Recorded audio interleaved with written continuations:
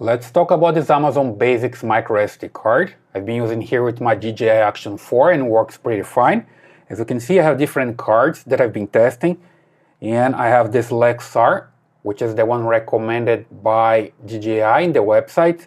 So if you come here to the website, you see that I have Osmo Action 4 and the recommended cards. SanDisk, Kingston, and Lexar, for example, exactly the model that I have here. Let me just put here so you can see better. There we go.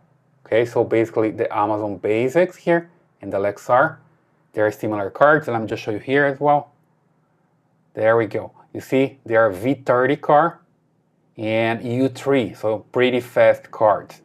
So I've been testing here with this camera, works pretty fine, and also works pretty fine with this Osmo Pocket 3, also from DJI. If you come here to the website again, you see the Osmo Pocket 3 also has Lexar as the recommended card, and that's the one that I got. And then I got the Amazon one, and it's working pretty fine. Okay, it comes here in this box with this adapter for cards. So you insert here the microSD card, and you just insert into your computer. Okay, put it here, there in your computer.